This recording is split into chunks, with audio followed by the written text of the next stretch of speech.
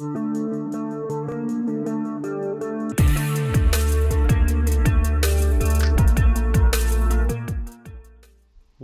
in, everybody, to episode 24 of Black and Gold Weekly. We are back again for another week, and unfortunately for this week, it's the end of the Boston Bruins season. They took a 6-game loss in round number 2 to the New York Islanders. Game 6 was last night. They finished it off, and the Isles were able to come out with a big win on home ice. The Bruins just came up short in this series, and their season is now over. So we're going to look back on the playoffs here and just talk about what's happened, what went wrong, and where the Bruins need to improve, and all that sorts of stuff. As you can see, I got a very special guest on. Once again, it's a good friend of mine and longtime subscriber and huge Boston Bruins fan. It's Avi Hoffman. Avi, man, thank you so much for being here and being a part of this episode. Oh, yeah, it's a pleasure to come on again, especially for one of the last episodes this season, and it's going to be a good talk to see how this series went down. Yeah, absolutely, man. Appreciate it. We're getting ready to get in here. I do just want to give a big thank you to Mark Allred and the entire team at Black and Gold Productions. This show is in partnership with them, would not be happening without them. And they've been very, very supportive all season long. So big shout out to them. Want to point out the 3 links down in the description as well before we begin. We got the top link for Boston Bruins apparel, the second link for NHL apparel, and the third link for NCAA college apparel. If you're in the market for any of those things, there's a wide array, huge selection of different products. You've got hats, shirts, sweatshirts, sweatpants, long sleeves, tees, all sorts of accessories, lots of different stuff there, whether it's Bruins, another NHL team, or an NCAA college team. Check out those links. It would be greatly appreciated. But Avi, it's time to get into it here. I guess the simple thing to start is just what do you think? What do you think went wrong here against the New York Islanders that has led to the end of the season? I think what led wrong was the defense lack of ability to get the puck out of their own zone consistently. Yeah. They didn't have enough scoring depth besides the top line. Yep. They carried every single game. Taylor Hall was a little disappointing this playoffs. And I don't think Carlo showed how much he meant to this defense overall. Yep. His leadership, his killing on the PKs, and that really showed. And Cliffy, Lazon, Riley, these guys didn't have it in them this series, and it really showed. So that's something we're really going to need to work on coming up in the future. And, I'm scared about our defense because McAvoy can't be the only one playing 25 minutes a night and dogging it for her team. Yeah, I think there's a lot of things that combined into obviously the Bruins not being able to win this series, and I guess let's try and touch on the different things. Defense is ultimately, I think, why the Bruins lost. If you looked at what happened after Brandon Carlo went down with injury, that D-core just completely fell apart. They did not have the depth to be able to make up for Brandon Carlo's injury. Kevin Miller being out absolutely hurt as well. Obviously, he's a big part of the penalty kill. He's a lot of that toughness on the back end. They definitely missed him, but I think it was the Carlo injury that really destroyed the D. And the penalty kill went to absolute junk after he got hurt. Obviously, we all saw Game 5. They gave up 3 power play goals, which is pretty much the singular reason why they lost Game 5 is because they could not kill off a penalty. And the defense in general had a lot of trouble getting the puck out of their own zone. They weren't able to drive play offensively at all, with the exception of McAvoy, because they couldn't get the puck cleanly through the neutral zone. They couldn't make stretch passes. They iced the puck a lot. I noticed that a lot throughout this series, is that a lot of just throwing the puck out and it not connecting with forwards and them icing it. Just when losing Carlo, I think, absolutely just wrecked this D-core, and they weren't able to recover from it. And I think it shows that there was still a lack of depth here on the back end, and that they were relying on a lot of young players throughout this entire season. But that, I think, came back to bite them because when they did lose somebody of the stature of Brandon Carlo, who's such an important guy on this team, they didn't have anybody that could step up into that role, and they just weren't good enough, and that ultimately cost them. Oh yeah, I totally agree. Carlo was the biggest loss of the series, and I thought Grizzlick would step up a little, maybe, but he's not quite ready for that second and third D pairs. Maybe like a fourth D pair. Same with Riley, and they couldn't kill PKs. When you got Cliffy on the PK and he's not doing his job enough, Yeah. it's not gonna cut it for you. Even McAvoy, he wasn't good enough on the PK. It was everyone's fault chipping in, and Mm-hmm. we iced the puck. I would say, but that's what led to the first goal. We had two straight icings, Mm-hmm. and that's how they scored right off the rebound. No one's in front. Yep. So yeah, and I definitely think like our bottom six didn't contribute enough. Like Oh, yeah. if they're at least not scoring, don't give up goals. Like if you can't score, you can't give up goals. And Mm-hmm. that was also the main issue that we can't rely on the fourth line anymore. We need to make some changes with that. So I also would have liked to see Freddie or Stanika, even definitely Frederick, like get a chance to play in the Mm-hmm. playoffs. He was solid all season playing on the fourth line. Yep. And bringing in Kuhlman, he's all right, but like some questionable lineup, you know, bringing in Jake, then you bring him in for a game. Like you got to be more consistent. You can't like keep bringing players in and out. So yeah, I totally agree with that. Their defense was the main problem, and their turnovers, lack of ability, and can't create any offense. And the Mm-hmm. Islanders' defense was the reason why the Islanders' defense outplayed our defense. Absolutely. And Barzell was carrying like for part of that series, like competing with our top line. Mm-hmm. And if the Islanders' top line is going to be even close with our top line, then we're just not going to win games. So yeah. Yeah, I think, ultimately what came back for the Bruins was, the questions that we had about them all year long kind of were those question marks were the ultimate downfall of this team. Relying heavily on young defensemen. Did we have enough defensive depth? That was a big question heading into this season. Ultimately, we found out in the playoffs that we did not. And secondary scoring, that was an issue for this team all season. And then we had the trade deadline. We added in Taylor Hall. Taylor Hall played great at the end of the regular season. He came in and really boosted the Bruins offensively. The second line got going, even got some chipping in from the third line. And then we get to this series, and that all goes away. And all of a sudden, secondary scoring becomes a main issue again, and they didn't have nearly enough to beat the Islanders. And it's those same questions that we've had, earlier in the year are ultimately the exact things that came back to bite this team and ultimately cost them the series. And it's why they're out of the playoffs right now. Defensive depth and secondary scoring, neither of those were good enough. Oh yeah, I totally agree. Nick Richie, another big disappointment in the playoffs. He's just too slow. He's got to get faster. The Islanders also outskated us the Mm-hmm. past. I would say game 4 and game 6, they really Yep. outskated us. Yep.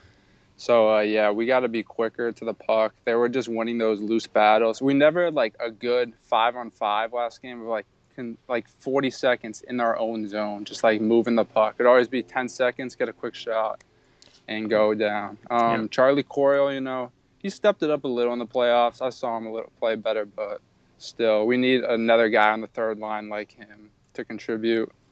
And I don't think showing how good McAvoy was these playoffs and him carrying the load Mm-hmm. is showing that like we need another guy like Carlo maybe or something like that, even like a Grizzly, because Grizzly, I've seen like he gets injury prone too much. Same with Yep. Carlo. Same with all these guys. Yep. And that's a big issue. We got to stay more healthy. And it was a short season too, 56 games. Like Yep. you should have not been that banged up all season. And the Islanders were rolling 4 lines confidently, and we were not. I actually looked at the stats. Barzell, Eberle, they only played like 11 minutes last night. They were playing more their bottom guys, their Mm-hmm. fourth line, their identity line. Yep. Their identity line was shutting down our top line at times, mostly the second line. But yeah, it was not good to see how we didn't play. We didn't play well enough. Yeah, And I completely agree. I mean, the Islanders deserve to win this series. They played significantly better as this series went along, and the Bruins could not keep up. And I noticed last night Boston was getting beat to a lot of pucks. They were getting muscled off the puck. They looked tired. I think they looked tired in games 4, 5, and 6. I think a lot of the mistakes that they made were. It's funny, like the Islanders made mistakes, but they were able to recover and they were able to get the puck out of the middle of the ice. They were able to get it out of the zone. Like when they messed up, they were able to get back and stop it from resulting in turning into a catastrophic mistake and ending up in the back of their net. Whereas when the Bruins made mistakes, it resulted in a goal against almost every time. And just some of the turnovers by the D just handed the Islanders goals, and you're not going to win a playoff series handing the other team goals. It's just the league is too tight, and the teams that you are playing are too good to give them gifts like that.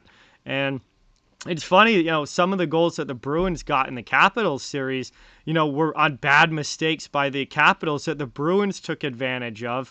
And now in the Islanders series, it was the Islanders taking advantage of the Bruins' mistakes. Oh, yeah. And the Capitals series, we played tough. We looked like we had more energy. We Yep. wanted to play the Capitals, like we were ready. And if you're giving turnovers to the Islanders, their offense is not spectacular. They don't Yep. like scare you so much. But if you're going to give them chances, they're going to Yep. burn you eventually. So, like, that was showing how much, like, the Islanders forecheck, their four lines just absolutely outplaying us from top to bottom. Mm-hmm. And also in the Capitals series I saw, like, the second line, Smith, Hall, they were like skating harder. Like Taylor Hall was scared to take it to the net.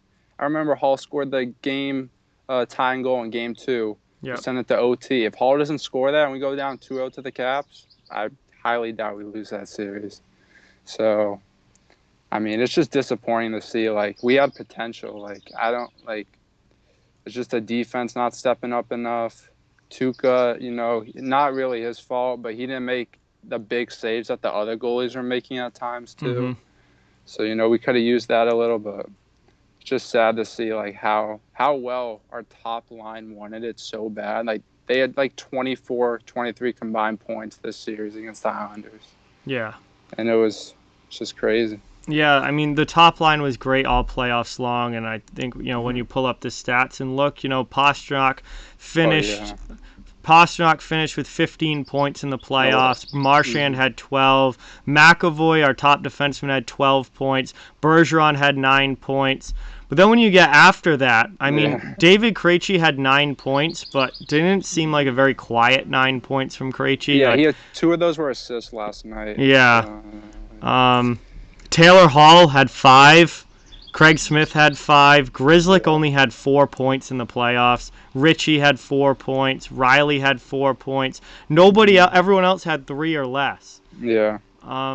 Secondary scoring continues to be an issue and a major issue for this team. And when you look at, like, Jeremy Lauzon had no points. Clifton had no points. You're getting nothing offensively from your back end there.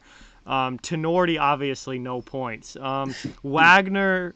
Corrali, no points. Lazar only had 1 point. He didn't play. Obviously, he got injured. He didn't play last night. Carson Kuhlman came in, played 3 games. He had 1 point. But, you're not getting nearly enough offense from guys outside of that top line.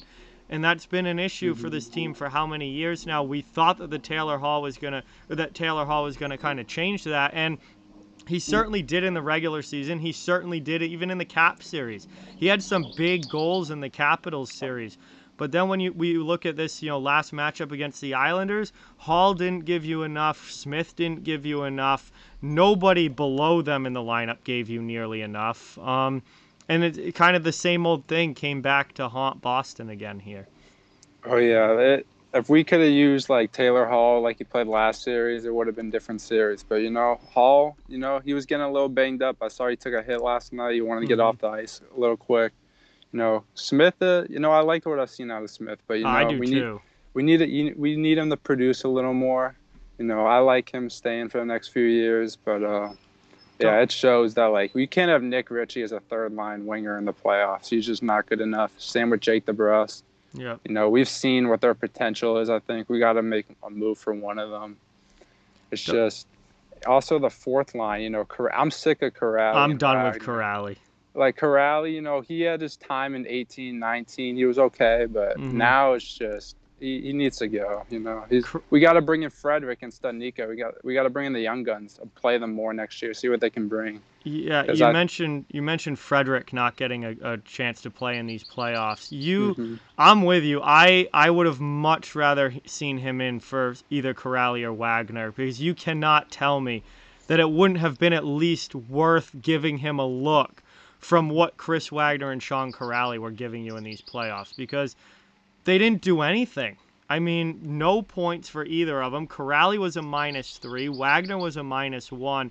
You cannot tell me that it wouldn't have at least been worth seeing what Frederick could do if he could infuse any sort of energy into that lineup. Because Corrali and Wagner certainly weren't doing it. They were invisible for pretty much this. I mean, they had terrible regular seasons too. They've been invisible all year. Something's got to change with that fourth line. Oh yeah, the fourth line needs to change a little, and I think Frederick will get some playing time next year. And also, you brought up the point about Cliffy and Lausanne, no points, but they also are giving up points, and that's Yeah. the big issue. Like it's okay if you're not scoring, but if you're not giving up any goals, it's all right, it's Mm-hmm. fine. But if you're allowing consistent goals on the PK, getting out of the zone, Grizzlick needed to step up last night. He was playing with McAvoy. When you're playing with McAvoy, I was disappointed in Grizzly. He had a solid year this year. He really did. So, he needs to be better. Riley, I hope we keep. I think we'll keep him. We need that depth still. So, but he didn't show out as much in the Cap series, especially offensively. I mean, in Mm-hmm. the Islanders series. Yeah. And yeah, it's not looking good for the bottom six and the few left. We got to make some few changes if we want to be even a real cup contender because we have our top line. He's the best line in hockey. Mm-hmm. But besides that, it's like we need Hall to be more consistent next year, and you know, it's like Charlie Coyle is another one who's just like He had a brutal he's season. he's like good player. He can create offense. He was doing that. He scored a nice goal in game 2. But he's just not. He wasn't consistent enough to where we need him to be at. Yeah, I mean Charlie Coyle, he had 2 goals and an assist in the playoffs. He was -8. He was minus he by And minus, far by oh my, far the worst plus minus on the Bruins in the postseason. -8. I can't wow, imagine. I literally didn't realize that until right now when I'm looking at this. holy, Imagine being on the ice for that many goals against to where you're -8 oh in my god. over 11 games. Yeah, I mean, he was killing some PKs in game 5, game yeah, 6. they've been playing him Yeah, on the PK. I mean, yeah, he had such a brutal year this year, and yeah. his contract. I mean, Oh, I six tweeted about million. this last night Like because when he came to the Bruins in was it 19, I think. 2018 Or was 19? it? No, Yeah. 2018, 19. yeah, when he came to Boston, I thought he played really well in the playoffs that year. And I thought, he looked good and he had a good year after that too. And it was like, okay, like we're committed to this guy and he looks like he's going to be a really solid, third line center who can probably bump up to the 2 if you need him to. But he had an absolutely horrible year this year. He's still got a bunch of, he's making over $5 million a year. He's got, I think, 4 years left on his contract, 4 or 5 years left on his contract. I mean, his contract now, if he plays like he did this year again, is getting into really bad territory. Where, like, Charlie Coyle is the guy that really needs to bounce back next season because he was not nearly good enough this year. Oh yeah, we need Charlie Coyle to be that. He's like the only third liner. We still like him, but like he just had a bad season. Like he's a third liner you can trust. He's still solid defensively and stuff overall, but he just didn't have it this year. I don't know what it Mm-hmm. was, but we got to stick with him because I don't know. We're not trading him or anything, so he's got to bounce back. And also, the again with the third line, Jake DeBrust. I think we're not going to trade him, but it's time to we got to do something with him because it's not going to be good enough. Nick I'd be, Richie, I'd be trying to trade him to anyone that would yeah. listen. I mean, and I've had it with DeBrusque. I know it's so annoying. And then like also like again with the bringing in also what I thought bringing in Swayman in Game 5 for the third period was a little odd to me. Like I feel like you stick with Tuca, maybe try to give them momentum, but defense turnover, Brock Nelson rips one, and Yeah. if they don't score, that's the thing. Like if they don't score that goal, we could have tied that game. If it's a 2-goal game, we still got a chance. But Mm-hmm. when they made that a 3-goal game, it's a lack of turnovers. NYI, they outplayed us. They were more disciplined. They have the best coach, Mm-hmm. and they deserve to go to the last 4. And the Bruins, they stuck with them, took them to 6 games. They got up 2-1 in the series, but then they just blew it, ran out of energy, and that Yeah. shows we need more depth. We need more defense. Can't just be a 4-man team with McAvoy and our top 3 guys Yeah, who carry exactly. us. Yeah, depth continues to be a problem, and it's not that they don't have the roster either. Like I Yeah, think that, you look at that roster on paper, and they are good, and that should be a team that has depth. But guys, it seems like when things go bad, it goes bad for everybody all at once, and like any sort of depth just completely disappears, and then you're literally a 4-player team, and you've got your top line who was scoring right through to the end. And you have McAvoy, who is just an absolute beast on the back end this season, and even better in the playoffs. I mean, mm-hmm. his performance in the postseason, you can't say anything but great things about Charlie McAvoy. I think this was really a bit of a coming out party for him, and showing that he's not only a very good top pair defenseman, but he is going to be a Norris level defenseman for a long time in this league. And he played outstanding. The top line did everything that they could, but then nobody else beyond that was able to consistently contribute and put any sort of numbers. And you can't beat good teams in the playoffs. 4 out of 7 games with that lack of production from anybody else. The teams that you're playing are just too good. Yeah, it's like you said, our roster is good enough. If you look at our roster compared to the Islanders, most people would probably pick the Bruins by Yeah. Craig Smith Hall, was supposed to be, they were okay this playoffs, but they just didn't quite have it.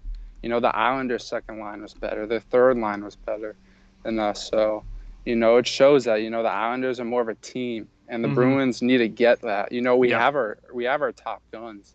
Now we just need more of that depth scoring. We just need more defense. Like McAvoy, I'm surprised he wasn't a Norris finalist this year. He was 4th, but he'll get there eventually. Mm-hmm.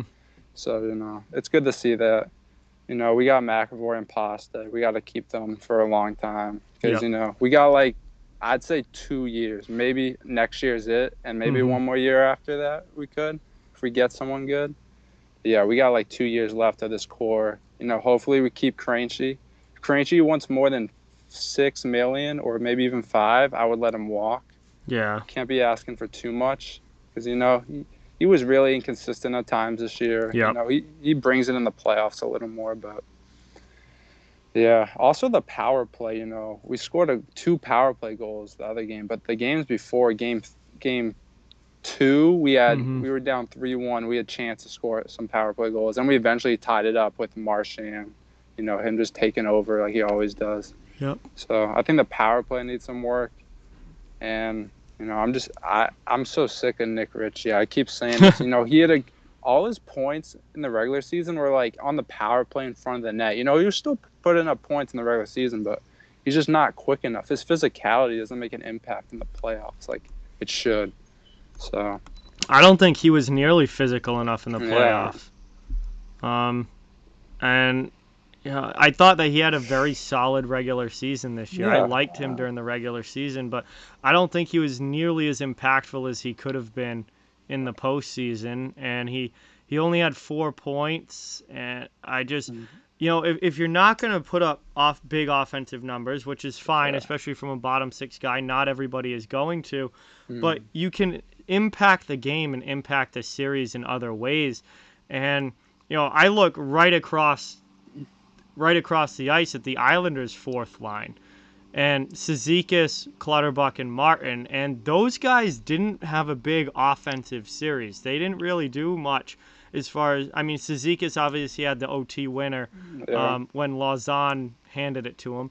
But, for the most part, Martin wasn't really doing anything offensively. Clutterbuck had some shots, but he wasn't a huge offensive contributor. But that line is just always so impactful in other ways, whether it's, Mm-hmm. winning a defensive zone faceoff and getting the puck out of the zone, or establishing the forecheck and going in there banging the defense and then changing out so that your top scorers can come out and have the team hemmed in the offense or the back in their defensive zone, or whether it's making a physical impact. All three of those guys love to hit and hit everything that they possibly can.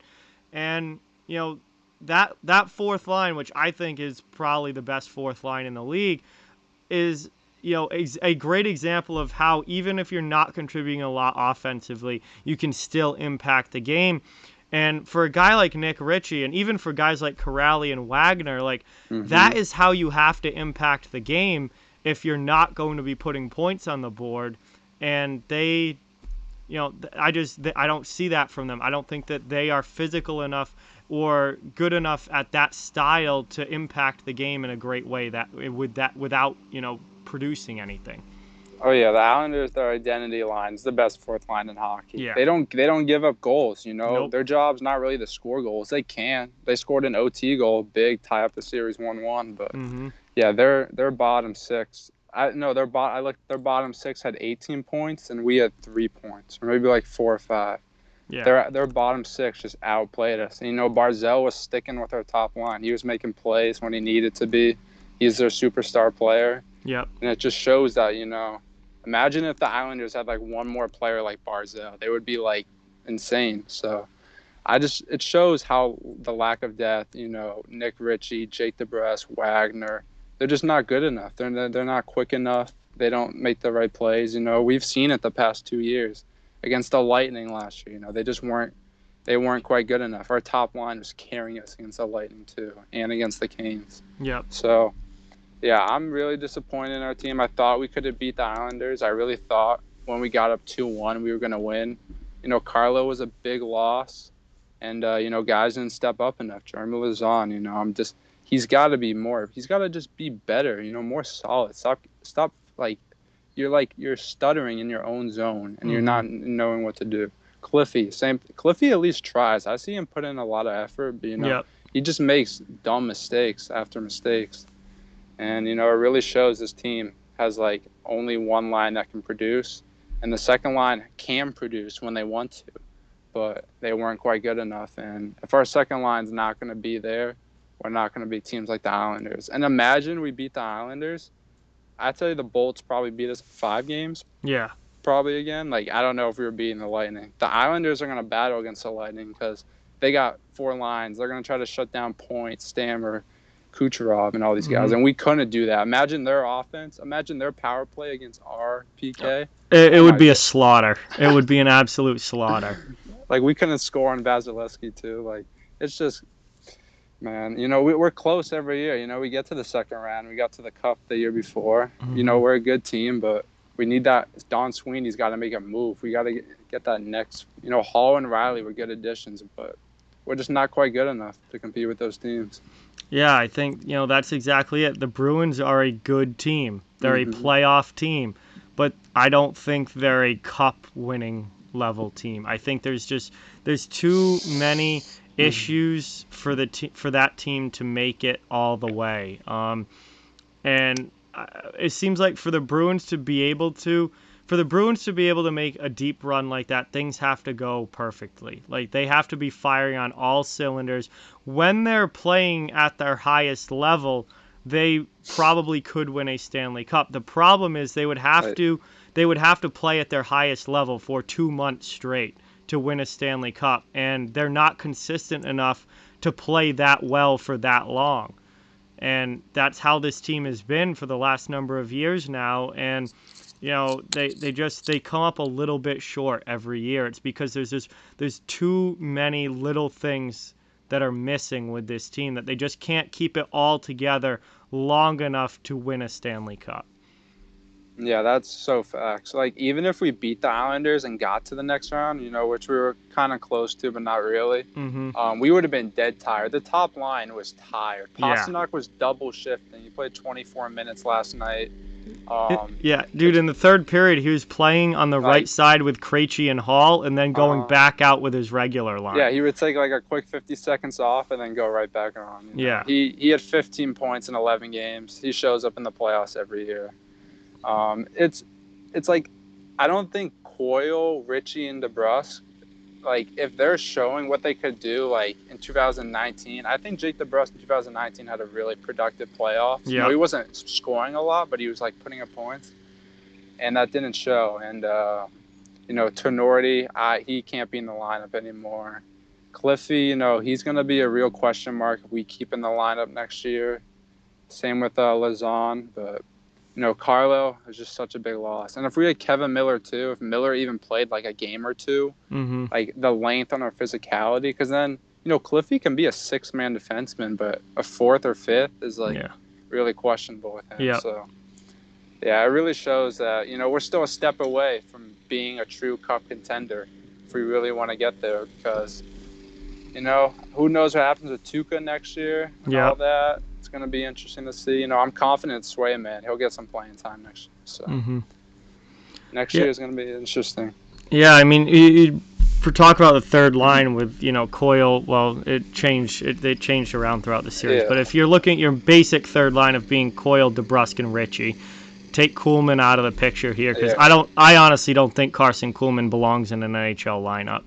I don't think he really Nah, brings. he's like a 13th guy. He doesn't bring much to the table. But if you look at Richie, Coyle, DeBrusque is your third line, and then you look over at the Islanders' third line, and you have Pajot, Zajac, and Palmieri. Palmieri, yeah. Which third line are you taking there? Because that's not even close to me. I'm taking Pajot, Palmieri, and Zajac. Yeah, Zajac got a goal last night. Finally, he got a Palmieri big had goal. like 5. Yeah, he had like 6 Yeah. in the playoffs. 6. Yeah, no, Palmieri heated up. Oh Even yeah. though he gave a little cheap shot to McAvoy, I wish someone would have fought him. I thought someone was Well, about that's to the drop other thing. The Bruins didn't do anything about it. Yeah, like, I'm surprised. I was pissed we didn't do anything about that. Like- you can't lose our best defender, hit him with an elbow, and just we got guys who can fight on the team. We got Exactly. and they're not dropping the glove. Imagine doing that to a Bruin in 2011. Oh my! And then imagine like we saw what happened now. Like that mindset has changed so much where it's not that wolf pack mentality anymore, and the guys don't stand up for each other the way that they used to. And like I was thinking about that last night. Like, imagine if you did that to somebody on the 2011 team. You would have had Sean Thornton, Milan Lucic, Zdeno Chara. You would have had the entire team trying to rip your head off. Going at you every other shift. Exactly. And this year's team did absolutely nothing. Nothing. Yeah, like, I wanted Richie to drop the gloves, or Tenorti, or like Wagner, or someone, like even Corrali. Corrali's not physical enough. Like, he's a big body and he doesn't use it well. He doesn't use it at all. Like, he can skate sometimes, but then he'll just turn the puck over and go in the zone. So, yeah, our physicality was not good enough. The Islanders, their defense was strong. Their defense was just stronger. They wanted to get it out. Their coach, let's get the puck deep. If it's not there, they make the right play. I think sometimes you try to go for the home run play too much, where you just settle down and work it around. Mm-hmm. And, we couldn't get a consistent, 30 seconds last night of just, getting, 2 shots on net, maybe off a rebound. Yep. And that's how the Islanders scored. Even though Grizzly turned the puck over, it was a bad play. Brock Nelson, he won the puck. Yep. And he made 2 big goals last night. He was, Brock Nelson was better than Charlie Coyle and David Krejci. And you're not going to win if he's better than your 2 third, second line centers. So it just shows, the lack of people who can step up on this team, and it's got to change because, I'm excited for next year. I think we're going to be good again. We'll be a good team, hopefully a playoff team, but we got to win a cup with this team. This team's goal is to win a cup. It's not to be a second round exit. So yep. We're still a little ways away, but it's going to be interesting to see what we do. Yeah, absolutely. And again, this was kind of my thing all year, was that just making the playoffs isn't good enough for this team. Like, if you're the Boston Bruins, you have to be competing for the Stanley Cup, not competing to be a playoff team. And this team, far too many years now, have been second round exits. I mean, 3 out of the last 4 years, second round and out. And that's just not good enough, because you're not going to have Patrice Bergeron for that much longer at this level. You're not even going to have Brad Marchand for too much longer at this level. David Krejci, he's in his mid-30s now. We don't know what's going to happen with him. He's an unrestricted free agent. Tuukka Rask is in his, heading to his mid-30s now, and he's a huge question mark. He's a free agent. You don't have this core together really any longer. I mean, next year might be the window. The window might be slammed shut if they don't win it next year. And this group has fallen short too many times, and this is just another year and another example of it.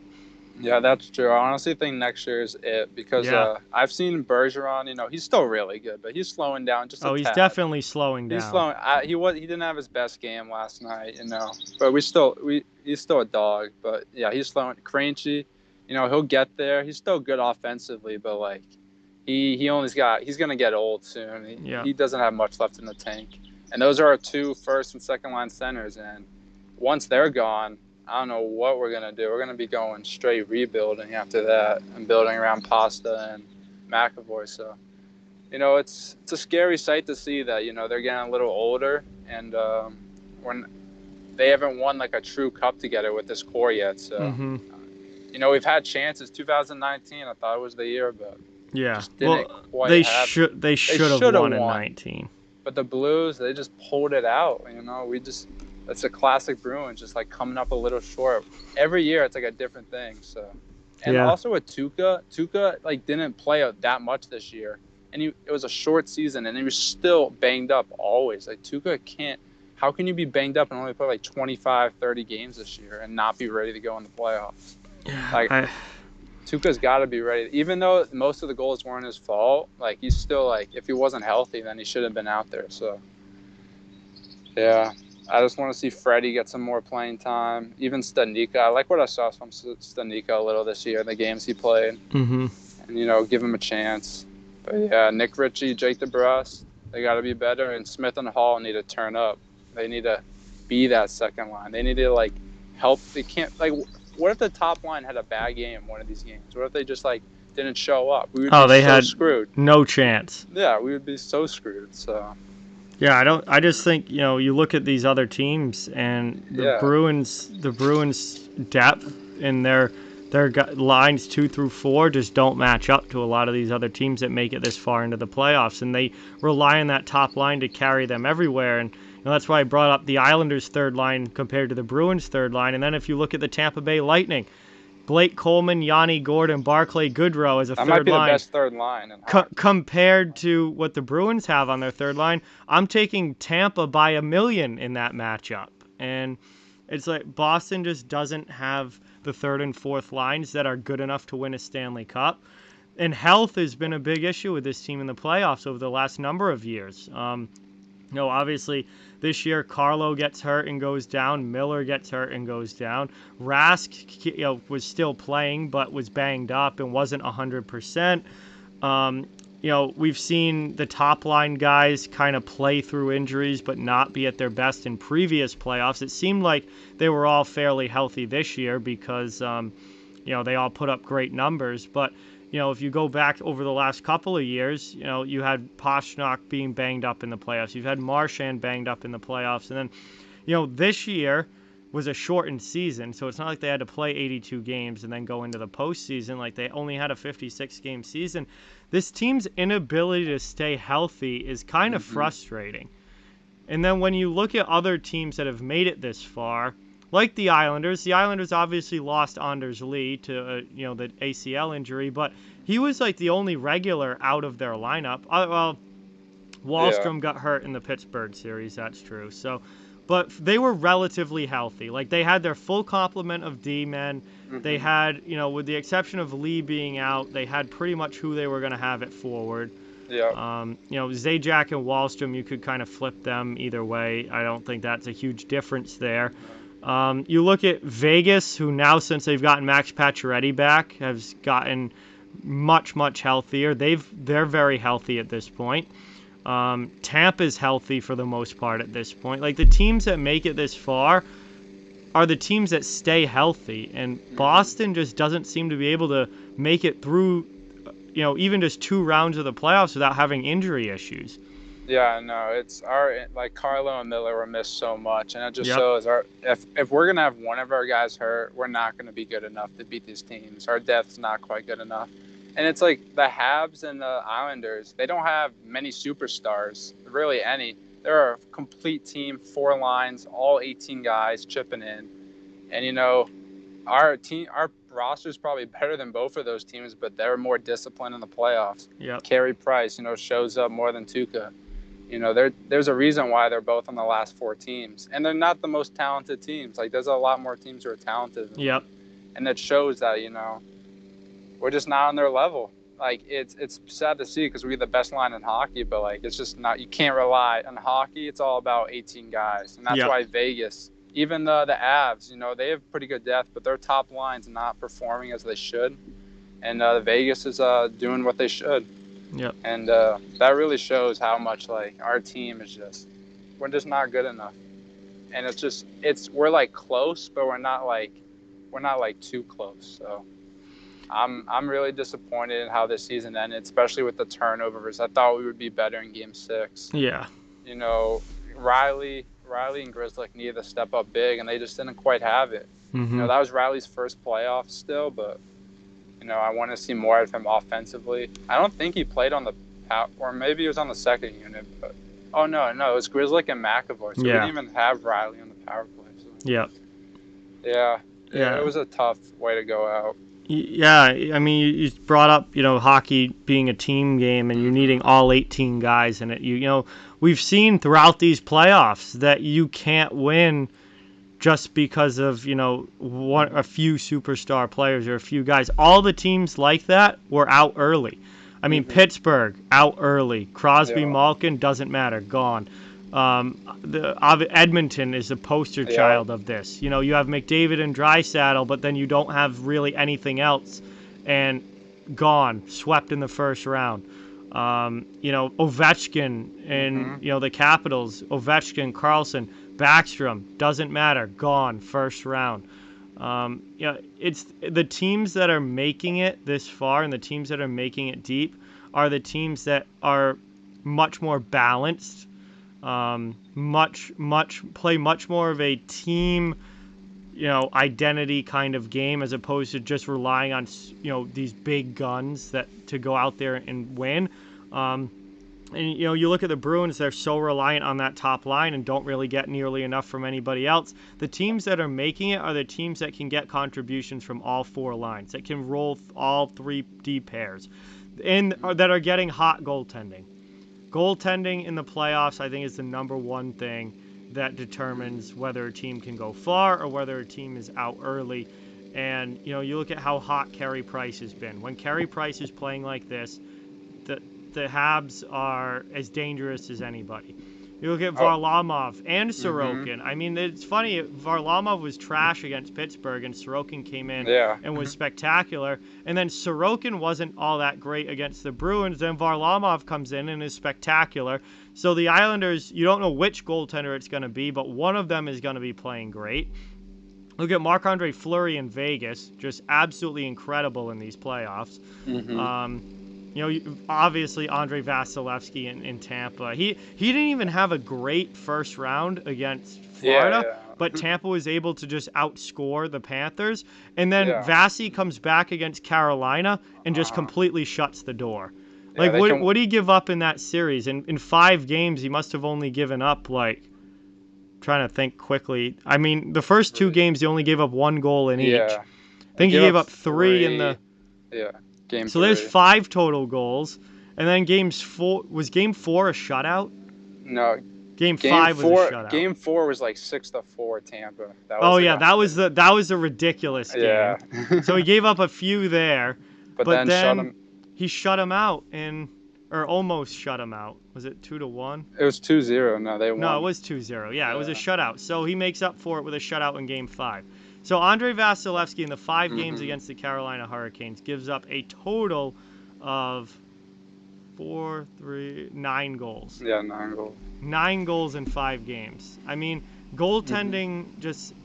goaltending can win or lose you any series in the playoffs. And Yep.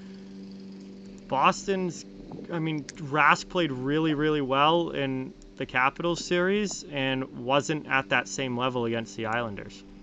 Oh yeah, the Lightning can win in so many ways. Even if the 4 goals he allowed, they still won that game. And they So they scored 6. yeah, let's say Vegas finish off Colorado tonight, or I think they probably will. We'll see. Avs will Mm-hmm. put up a fight. We're a Fleury, Price, Vazzy, and the 2 Islanders stud goalies. So Yeah. every team has good goalies, good defense. If it's those last 4, and those will be fun series to watch because they're probably going to be pretty low scoring. And Yeah. those are going to be interesting to see. And the Bruins just didn't quite have that. Their teams are just more physical. They're more disciplined. And if we were a little more disciplined, we could have beat the Islanders, but we just weren't. We're turning the puck over sloppy. You can't do that in the playoffs. So yeah, all 3 or 4 of those teams who make it are just totally. They know who their goalie is. They know what their Yep. identity is, and we just don't really have. We didn't have that true identity against the Islanders. We just relied on the top line to produce. Yep. Yeah, and I that's not a winning formula in the playoffs. Mm-hmm. We talking about the goaltending and Tuukka Rask. I mean, obviously he was playing injured. That was well known. That was put out in the public even as the series was going on. We knew that he wasn't at 100%. I don't really put. I certainly am not blaming Rask for this loss or anything. Mm-hmm. I think the defense in front of him was just absolutely putrid, especially in games 5 and 6, particularly. Um, but there's a lot of questions with Tuukka Rask now because he's in his 30s. He's never been able to get the Bruins all the way. He's been to Cup Finals twice now, and he lost both Cup Finals that he was the starter for in 2013 and again in 2019. There's always been questions about Tuukka Rask, just the mental side of things and whether he was mentally tough enough to be a goaltender that could go all the way. His contract is up. He's in his 30s. There's been talk about him, possibly going back to Europe and playing there, or there's been talk about him, at least, retiring from the NHL or, not Mm-hmm. coming back to the Bruins. There's obviously the chance that he does come back to Boston and they re-sign him, and that's kind of the big question. And fans, I don't think there's any more divisive player in really Boston sports than the split between the pro Tuukka Rask people and Yeah. the anti Tuukka Rask people within the Bruins fans. And Mm-hmm. um, there's a lot of people that don't want him back. There's a lot of people that obviously do and think that he's been a great goaltender for a long time and that it's not his fault and that there's a lot of other things wrong before Tuukka Rask is the problem. I just, how do you want him back next year? Do you want the Bruins to go in a different direction? Do you think he Um. comes back, or do you think he's done and just hangs it up and maybe plays in Finland, or just straight up retires?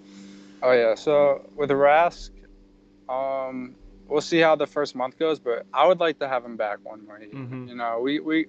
Tuukka's been good for the Bruins. I mean, there's people who blame him for everything, and stuff, but he's sus at times, but we still need him. He's still a big part to our team. Mm-hmm. Swayman will be young next year. I think it'll be like a good split. Tuukka and Swayman next year, so Tuukka's Yeah. not again tired. And yeah, I think Tuukka might go to the Olympics in 2022. I think he probably wants to do that with Finland. I don't know who else would be Finland's goalie. He would definitely be Tuukka. So yeah, I would take him back for one more year if we really needed to. Yeah, I think you've got to if as long as it's not going to be a ridiculous contract, I think you've got to get him back on like a 1-year deal, and Mm-hmm. I think it should very much be a 1A 1B with him and Swayman next year. But you definitely can't just throw Swayman into the top goalie role and be like, here, this is your team now, because he doesn't have the experience for that. He's only played 10 NHL games, or yeah, I think he started 10 games in the Yeah. regular season. Like, you can't just throw a kid into that. That is very bad for player development. Philadelphia. But when you put a young goalie in that situation, it generally doesn't go well. And I think you need Tuukka back to be a 1A, 1B type situation and kind of get Swayman adjusted at least for a year Yeah. into becoming a more full-time NHL goalie, similar to Braden Holtby's last season with Washington when they had Samsonov coming up, but Holtby was still there to kind of help him get ready to be an full-time NHL guy. But if Tuukka, I mean, it doesn't necessarily have to be Tuukka. I think Yeah. it should. I think if he'll I'll. sign for a reasonable deal on a 1-year deal, I think that you do it if you're the Bruins, and then Yeah. you Yeah. kind of work Swayman in. But I think there are other if Tuukka doesn't want to come back, if he wants to retire, or if he's asking for a big contract or too much money or something like that, then I think there are other veteran goalies out there that you could kind of 1B with a Jeremy Swayman. Yeah. If Tuukka wants too much money, I wouldn't keep him. It's got to be like a low contract, Yeah. 1 year. But I think it's important to get him back for 1 more year. I think it would be good just for the team and stuff. But if he wants to retire or just wants to walk, then it is what it is. So I would be glad to take him back for 1 more year on a short deal. But if he doesn't want to come back, do his own thing with his family, play in Finland or somewhere, I'm totally cool for it. But also down to have him come back. And also, like, my iPad's on like 4%, so it might die soon. All right. Yeah. Well, yeah, I was gonna wrap it up here anyway. So we're just about ready to go, wrap this thing up. And just I guess final thoughts would be just overall Bruins this season, their playoff run coming to an end. Just any last overall thoughts on the 2021 Boston Bruins? The 2021 Boston Bruins they were an annoying team to watch and a fun team to watch at the same time. They went on a good run to start the season, had a bad stretch after Lake Tahoe. They weren't the same team. And then they got Hall and Riley. Then it was another big change, and we were looking good. We beat the Capitals in 5 games. That was really impressive. Beat them 4 times. That was good to see. And then we just came up short against the Islanders, who wanted it more better defensively.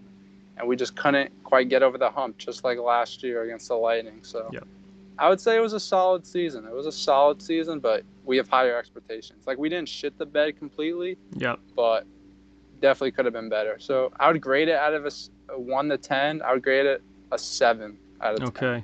7 out of 10. Yeah, I'm pretty much with you on that. I mean, it was a good year. I think this was a really likable Bruins team. It was a fun team. They were very frustrating at times with the inconsistency.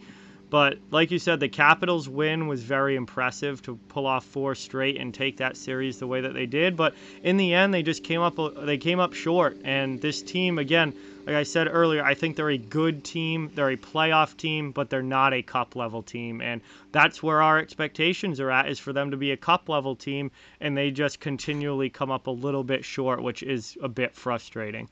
Yep. Really frustrating. All right, guys, so that is going to bring us to the end of episode 24 here. Avi, thank you so much for joining the show again.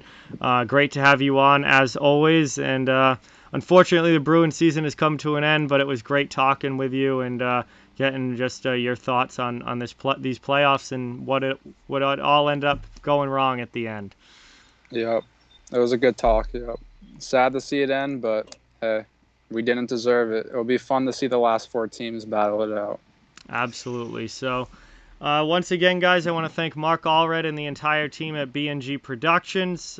Thank you all for their support. This show would not be happening without them. And make sure you check out blackandgoldhockey.com, where you can see all the great work from the B&G writers, as well as the podcast network. A lot of great shows on there, all covering the Boston Bruins.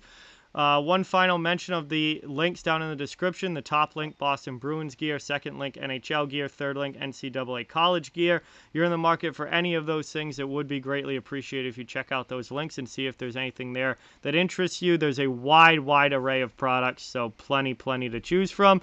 That is going to bring us to the end of episode 24 here, guys. Thank you all so much for watching.